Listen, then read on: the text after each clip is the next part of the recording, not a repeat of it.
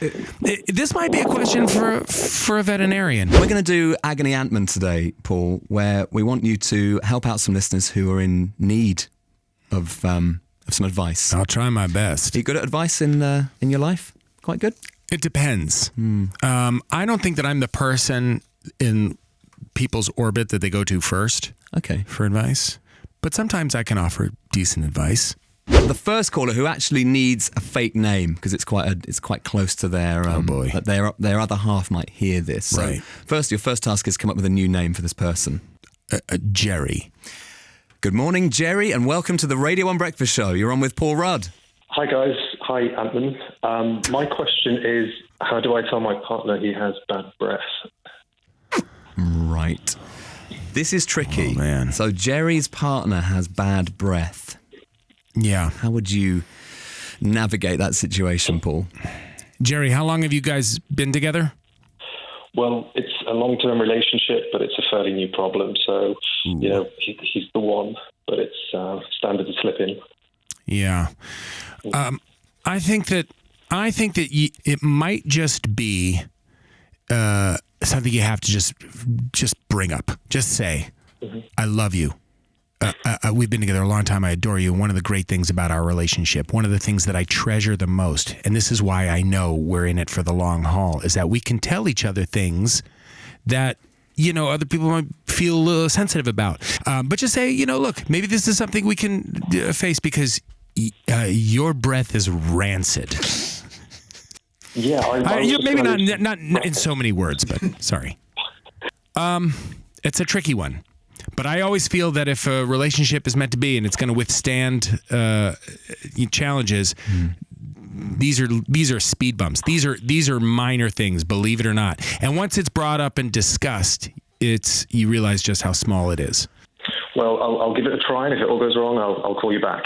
Yeah, or alternatively, just get a recording of this interview and play it back. So it's Paulrudd delivering the news, which softens it slightly because you can say, that's kind of a cool shout out. Well, good luck.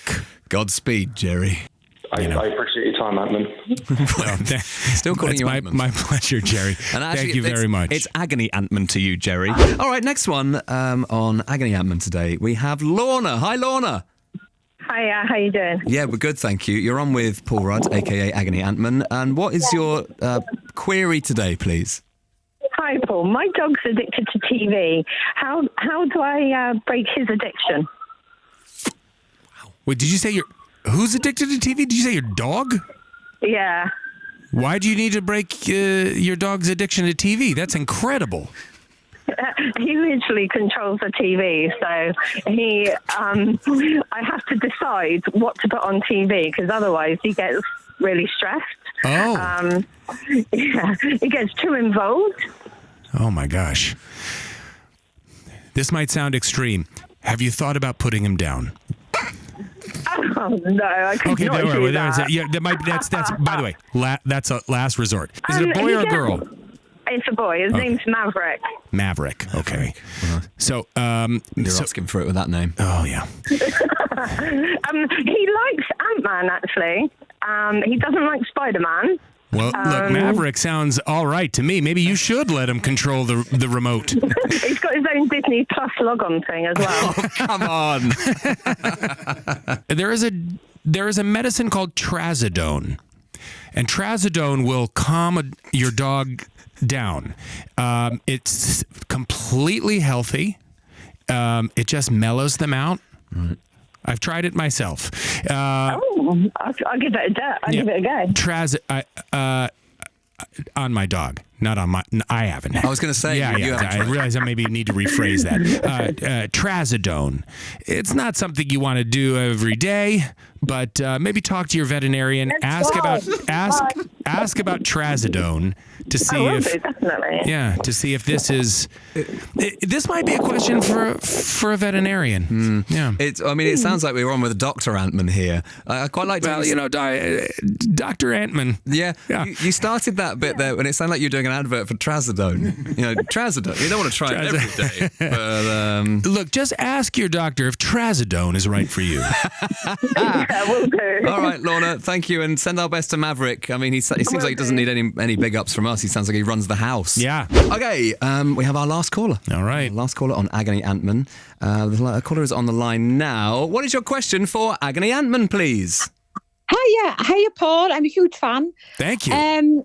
Hi. I wanted to pick your brains. So, what would you do if you had a really good mate, for over 20 years, Yeah. and then this friend, he doesn't live in England, but he's come to England, and he hasn't told you about it. And then not only has he not told you about it, he's come onto a radio show. What would you do? Oh, my God. I know. Oh, no.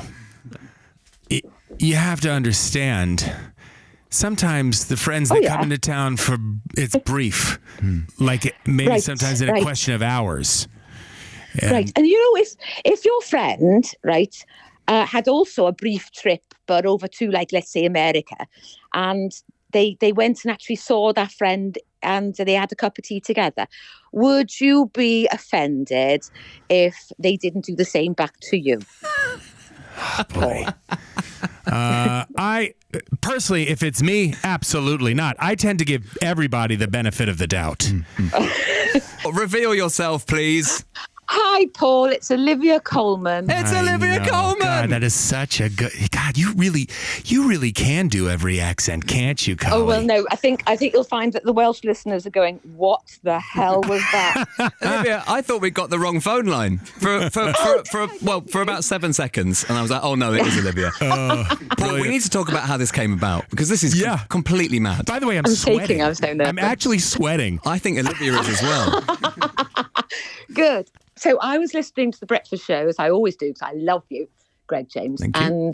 And I heard that Paulrudd was coming on to do Agony Ant-Man. And I went, what? And so I emailed Greg and said, would it be all right to do a prank on Paul? And he said, hell yeah. So I'm afraid, sorry, Paul. It was brilliant. Can I just interrupt for a second? Because the listeners will be going, this is amazing. We've got Olivia Colman and Paulrudd on the same show at the same time talking to each other. But where did you first meet? How did this friendship happen? Because this is a glorious friendship that I don't think many people know about. We go back. We really go back. Yeah. I mean, God, how many years ago? Over 20 years, because before we all got married, we were doing a play together, and Paul used to come and stay on the floor of our rubbish flat in South London. Wow. And come for Sunday lunch and things. And we had lovely. Well, Paul was properly in the play, and I had about 2 lines, I think. But Olivia and I really hit it off, and we have remained friends the entire time. Incredible. Yeah. I just crazy about you and Ed. Oh, likewise, I love you. I do understand. The whole family. And I really am sorry for not, letting you know I was coming in town. Paul, we forgive you because we love you so much. And hey, look, if you're not in town, but if you are around tonight and you would like to have dinner, I would love it. My mom is here too. I love it. She would love to see you. Oh, Mummy! Yeah. Oh. She would love to see you too. She even asked she goes, how is Olivia? Yeah. Oh, you see, now that is a good friend, your mummy. Yeah. I'll tell you what's not a good friend, one that pranks another friend on the radio. Oh, no, pretty good. That's He's pretty done good. it. He's very bad. He would have done it. Yeah. You would have done it. Yeah, but I wouldn't have gotten the accent down.